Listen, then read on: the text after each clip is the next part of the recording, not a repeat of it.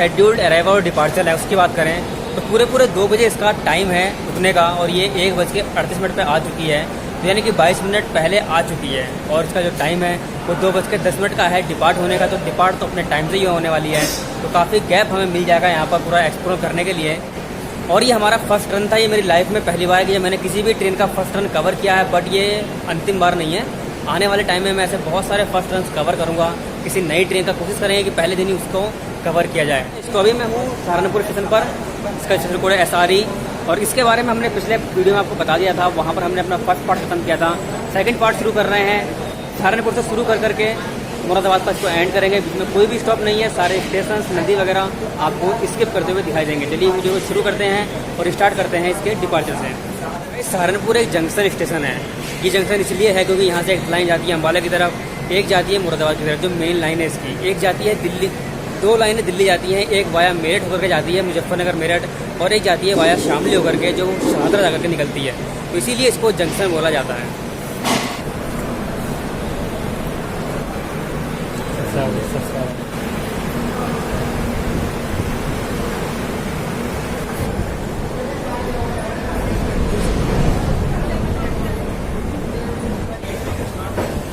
Platform 3 और 4 एक ही platform है, मतलब बस कोने कोने हैं। इस कोने में प्लेटफॉर्म 3 है और दूसरे कोने में प्लेटफॉर्म नंबर 4 है।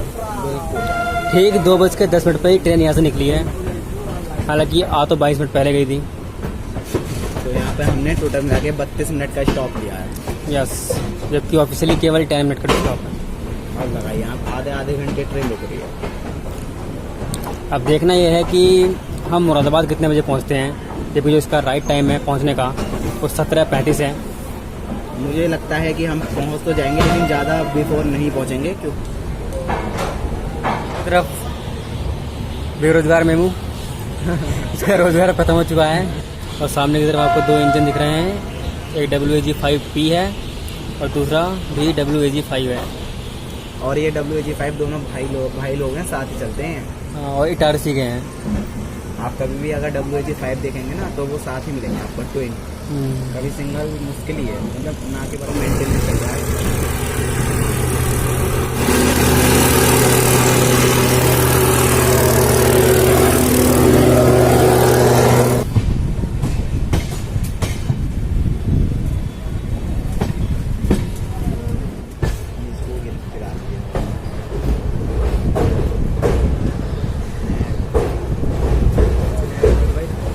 आप सामने लाइन देख पा रहे हैं, वो वाया टपरी होते हुए, वाया मेरठ होते हुए गाजियाबाद पहुंच के फिर दिल्ली पहुंच जाती हैं।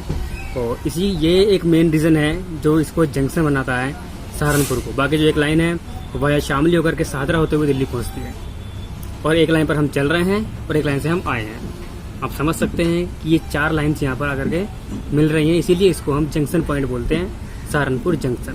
अब हम यहाँ से निकल चुके हैं। आपको रास्ते भर की जितनी वीडियोस हैं, जितने स्टेशंस हैं, जितने नदियाँ हैं, सब आपको क्रॉस करते हुए हम दिखाएंगे, क्योंकि स्टॉप तो कोई इसका है नहीं मुरादाबाद तक।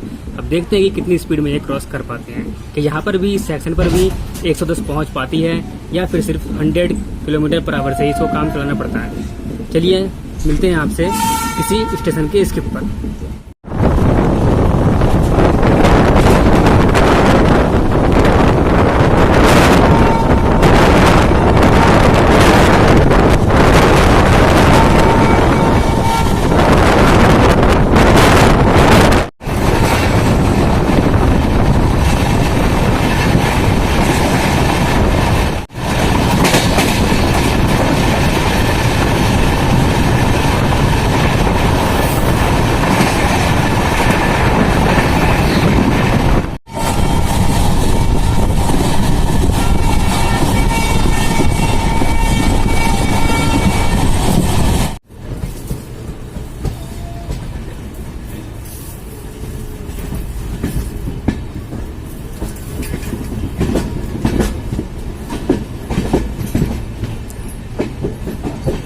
सहारनपुर में हम एंटर हुए थे यूपी के अंदर, और रुड़की आते ही हम एंटर हो चुके हैं अब उत्तराखंड के अंदर।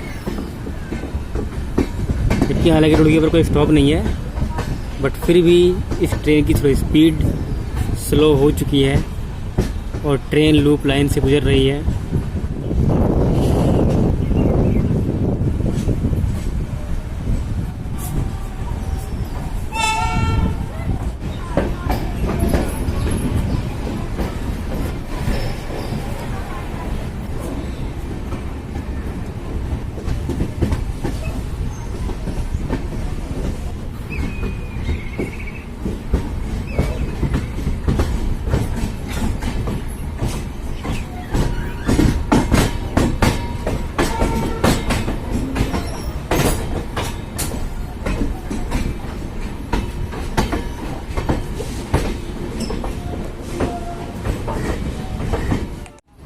भर के चल रही है एकदम।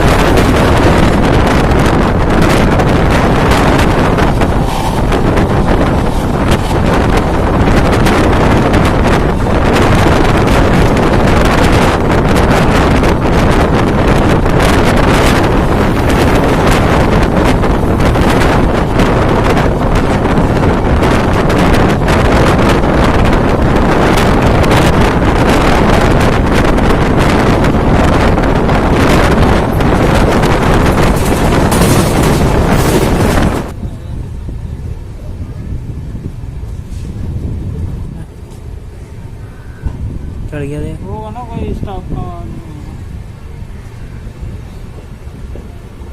आदमी चल जाता है ना।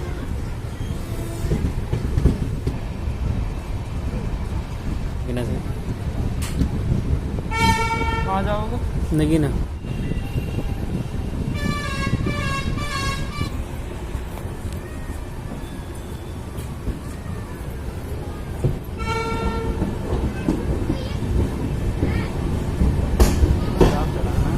स्टाफ चढ़ा था।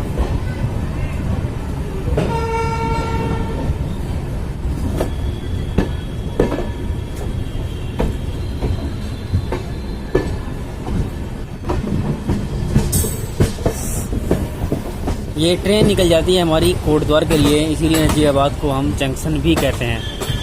पैसेंजर ट्रेन चलती रहती हैं पूरे दिन, लगभग 4 ट्रेन पैसेंजर रोज़ यहाँ पर ट्रैवल करती हैं इधर से उधर कोटद्वार के लिए। बट अभी फ़िलहाल कोविड की वजह से कोई भी ट्रेन पैसेंजर नहीं चल रही है और इस समय कोटद्वार के स्टेशन को कोई भी ट्रेन नहीं मिली हुई है।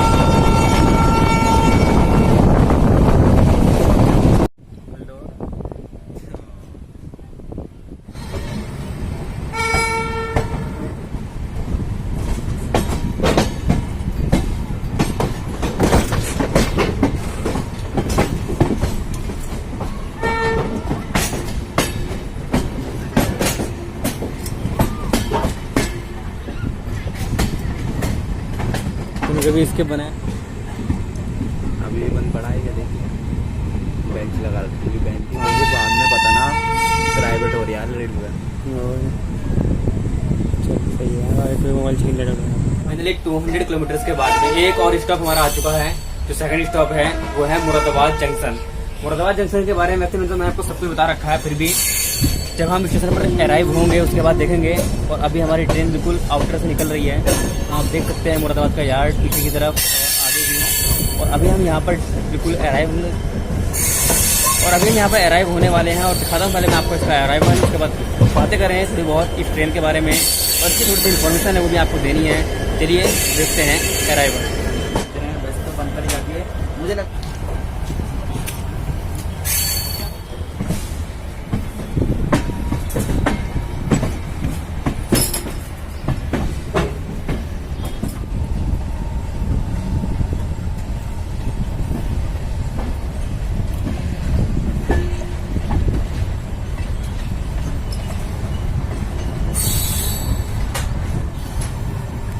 कर रहा है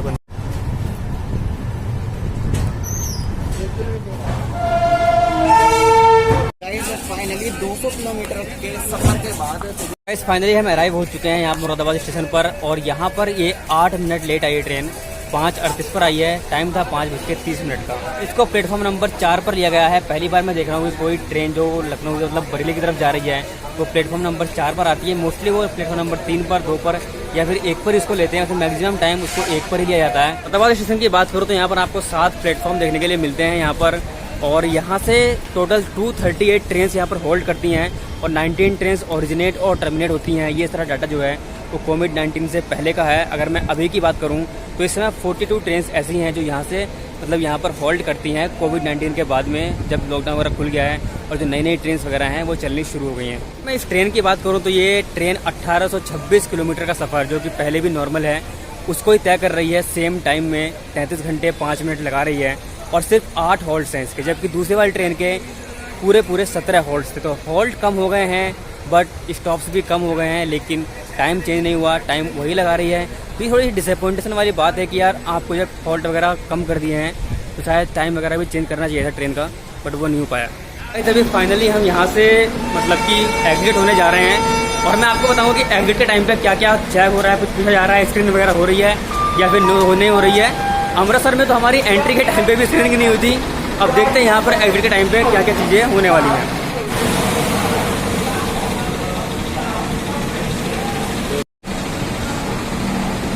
बहुत आ जाएगा। अगर प्राइसिंग की बात करूँ तो स्लीपर का जो प्राइस है आपका एंड से एंड तक का, स्टार्टिंग से एंड तक का, अमृतसर से न्यू जलपाईगुड़ी तक का, वो स्लीपर का बैठता है 770 रुपीज़ और 2015 रुपये है आपका थर्ड AC का। तो उम्मीद है दोस्तों आपको ये ब्लॉग पसंद आया होगा, जर्नी काफ़ी अच्छी लगी होगी। आने वाले दिनों में आपको बहुत सारी जर्नीज देखने के लिए मिलने वाली है। तो चैनल को सब्सक्राइब करके बेल आइकन दबाना बिल्कुल भूलना। मिलता हूँ आपसे नेक्स्ट ब्लॉग में, तब तक के लिए बाय बाय, टेक केयर, जय हिंद।